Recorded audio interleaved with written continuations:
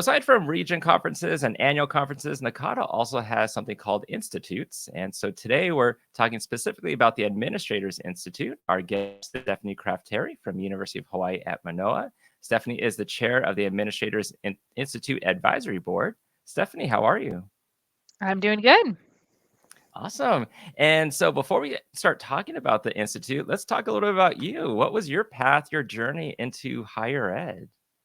To higher ed. Okay, so I actually started in the STEM field.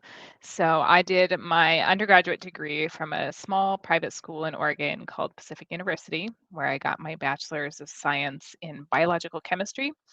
And then I loved it so much, I went on and did a PhD, and I moved into studying HIV. And so I did that at the University of Nebraska Medical Center, which is in Omaha, Nebraska. And when I finished that, I said, well, I think I might want to hang on and do research as a career. And so I actually moved to Honolulu, Hawaii, where I went ahead and did a postdoc in clinical HIV research. But during that time, I also had my daughter, and that was in my last few months of graduate school. And in Hawaii, we had family here. And I learned how amazingly wonderful it is to be near family, and also how much I wanted to be able to stay in a university setting where I would work with undergraduates specifically. And I started looking around for ways I could do that. And I stumbled upon the position I still have today, 10 years later. And it is a very unique position to Hawaii, where I am actually a tenured now faculty that my primary responsibilities are in advising. And I think if you'd asked me back when I was a grad student if this is where I would be, I would have said, no way. What in the world? But when I read the position description for this job, as one of my references told me, it sounded like you'd met someone and they'd wrote a job for you. And it was just the right place at the right time with the right things. You know, in undergrad and even grad school, I'd been heavily involved in student government. In undergrad, I'd been an RA, I'd been an orientation coordinator, I had worked in the dean's office and the career center and all these places. So maybe I didn't know that this was where my fit was going to be, but I found it.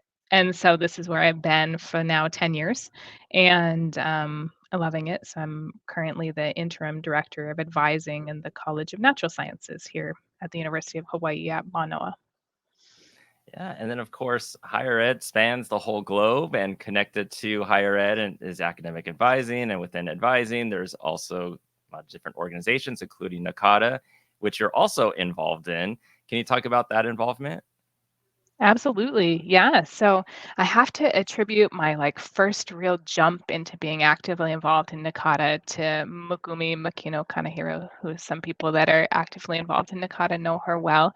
And she kind of served as a mentor when I started here at the university. And she reached out to me and asked if we wanted to co-present. And that was the first time I went from being an attendee at a conference to actually actively participating. And then from there, I had some colleagues that encouraged me to apply for the Emerging Leaders Program. And so I did that. And that really opened my eyes to all the different ways I could be involved and all the different things I can do. And then, the bug got me. And from there, I served as a chair for the STEM advising community. And then after that, I was a cluster representative for the advising communities division. And then I moved on to a large amount of involvement in the institute, which we're going to talk about today, I guess, the Administrators Institute. And I guess maybe going backwards a little bit, in the early years of my time as an advising administrator, my boss at the time encouraged me to look for an opportunity to grow in my administrative role. And that's where I found the Administrators Institute. And when I went to that, I told myself, one day I want to be more involved in this, because it was such a neat fit and a neat environment, and really just excited me to be around colleagues that were all going through similar things. So when I found the opportunity to actually join the advisory board and later serve as faculty in the Administrators Institute, that's really become my home the last few years and something I really enjoyed. Yeah, and it almost seems that if you're interested in something and someone knows about it, they'll say, "Hey, welcome, come. Let's Yeah, work on it together. Let's get to work." And so absolutely. what is the Administrators Institute? Yeah, so the Administrators Institute is really an opportunity for administrators across advising. So this is really everyone from I think I'm going to be an administrator one day to somebody serving, at a vice provost or vice president or even provost level that oversees advisors as part of their duties. And at the institutes, it's very engaging. So everyone that comes is going to engage together, and the opportunities to learn from each other, share what you know, and then also have the opportunity to sort of guide and work through something specific that you want to focus your efforts on while you're there. So you actually are working to create some sort of an action plan to take back to your campus, and you're able to get large amounts of feedback from the faculty that run the institute as well as from all of your colleagues that are there, so that you really have kind of a well-informed plan to take back to your campus, but in the process, you're just also learning and consuming so much from both the faculty and the attendees. Yeah, and then so I guess is it just if someone is already an administrator, that could be someone that could attend, but it also sounds like if someone is looking to be administrator but doesn't necessarily have that role right now, that is also someone that could attend, correct? Absolutely. Yeah, it's actually divided into two tracks. We call Mhm. them track A and track B, maybe for lack of a more exciting name. But really, what it is that track A is for those of us that have sort of singular unit level responsibilities. So, like myself as the director of one college advising unit within a larger structure, or maybe for people coming from a smaller institution where advising is really just kind of one entity. And then also for those who are aspiring to become an administrator is sort of the next path in their career. So those people would fall under track A, as we call it. And then track B is really for those with broader responsibilities, whether it's overseeing, sort of campus-wide advising services with multiple units underneath them, or even system-wide for those that actually have responsibilities that span across multiple campuses. That would be track B participants. And really, what it does is it gathers people in a way where they kind of have similar challenges and similar obstacles so that they can work together to brainstorm successful ways to navigate those and really have people that can relate to what they're going through. Yeah. And then, so I guess if someone's listening going, that sounds like I could fall under track A, or maybe I could fall under track B. Now I'm interested, when and where is the Administrative Institute for next year? Yeah, so Administrators Institute is held in February every year. They usually try to keep it in a slightly warmer place, and this year I think they've succeeded. So we're actually going to be in Orlando, Florida in February, so specifically February 6th through the 8th, 2023. They'll be at the Doubletree by Hilton Orlando at SeaWorld. Nice. Yeah, I think, yeah, you did definitely succeed with the warmer place. And then, and of course, the next question probably will end up being from individuals listening, might be like, what's it going to cost? Like, what's the registration rate? What's the hotel? Yeah, so registration is if you register before January 8th, 2023, it's going to be $795, and then after it's $950. And then the hotel is $139 per night. Yeah. And so someone listening might think, well, the region conference is maybe less than 200, a little over 200. You have the um, annual conference, which might be a little over $400.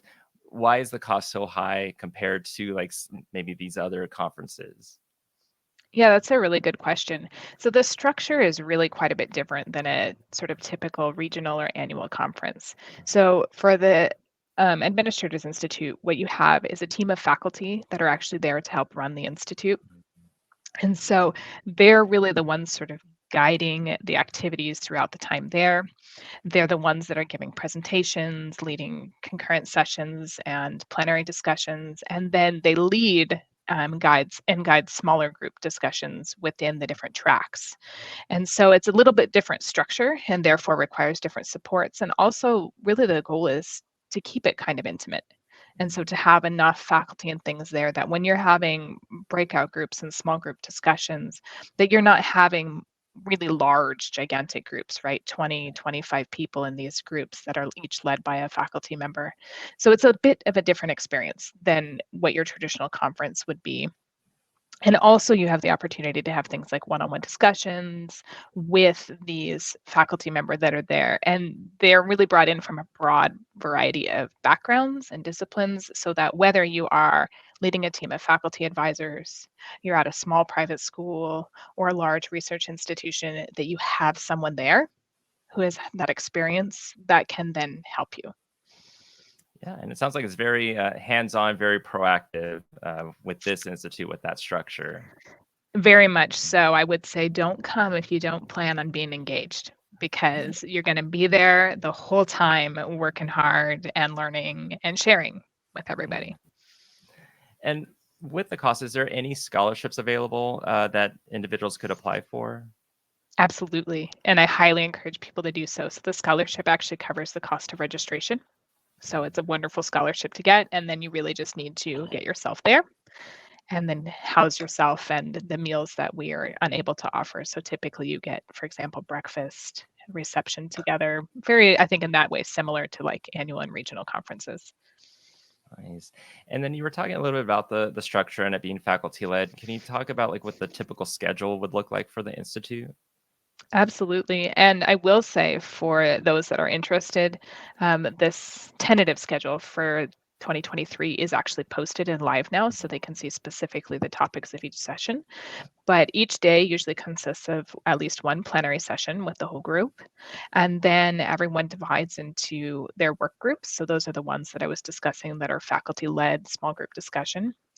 And once those are complete, people move on to concurrent sessions, and they usually alternate between concurrent sessions and working groups throughout the day. And then on the final day, the final full day, there is an opportunity for one-on-one consultations on the action plan that you've been developing. And so this gives people the opportunity to have sit down one-on-one time with the faculty of their choice. So it's not always the faculty that they've been working with in their small groups, but can in fact be anyone that's there at the institute. Yeah. And do you have any examples that you might be able to share of maybe past attendees that were successful, maybe implementing the action plans at their institutions? Yeah, I'll share my personal experience Yeah. actually, because it had been so helpful that it's what made me want to come back. So when I went to the institute, I was a fairly new advising administrator, still learning my way around. And what I needed to tackle was really how to evaluate advisor performance. This was a new area for me. I also at work within a union system, which was new to me as well. And I really wanted to do it correctly and be helpful to my team. And so I went with that goal in mind. But the more that I talked with people in small group and with faculty throughout the institute, I realized I actually wanted to take a few steps back and I wanted to rewrite from the beginning the way we had our positions descriptions to better encapsulate the sort of culture of our office, and then lay out a performance evaluation system that aligned with those position descriptions, including allowing my team the opportunity to self reflect, to share with me what they think was going well, what they needed help with for improvement. So also feedback for me. And then also the opportunity for them to share all the accomplishments that they had throughout the year, which helps me to be sure that everybody is equally being asked to do the same amounts of things throughout the year and kind of regulate that, but also helped me to really think about, my goodness, look at all the things that people are doing and all the great work and celebrate that. And that wouldn't have happened if I hadn't been in these small group discussions, because I actually had colleagues share with me the documents that they used in their units and what they had developed, and then used pieces of those to build my own. Building off of that, then in future years, I actually had my team work together to make rubrics that we use now for evaluation. So it's very clearly defined for everybody when you're meeting and when you're exceeding expectations. And that allows me also then to work to celebrate when people are exceeding their expectations and reward them for that extra work. So it was really, really helpful for me, because I went in with one idea and I haven't thought about how that fit into the broader picture of what I was doing. And I had so much feedback from the people in my group that I left with a much more robust package to implement when I got back. Yeah, that sounds awesome. And hopefully anyone listening really kind of takes that to where it's like, I should attend this because I may have an idea, but I'll have plenty of people there that are going to maybe ask more questions, dive deeper into it, and really flesh out this action plan that I really can come back to my institute and implement it. And more than likely, it'll be something successful as well. Yeah, and as a faculty member, I can say that the teams that I've worked with in the last few years, and especially last year, a lot of people were grappling with things like wanting to learn from others how they're successfully making hybrid work within their institutions, and learning not only just the day-to-day of how it works, but how are policies being developed? How are you dealing with everything from being sure people have equipment and technology to, trusting that people are able to do the work where they are? How do you support advocating for that if that's not something that's happening on your campus yet? How do you support advisor training in these new models? And it was really neat to see those robust discussions happening because some institutions have figured these things out and have good models, and it's great to be able to learn and share with others. And then others are still working on it, but they're able to learn about new resources and things that they could use. So it was really just a great opportunity for people to connect. And I think after the pandemic, especially, we've all been eager to connect and learn because nothing is quite the same as it used to be, right? Right. Yeah. And if anyone has any questions, they want to reach out to you, how's the best way for them to get in contact?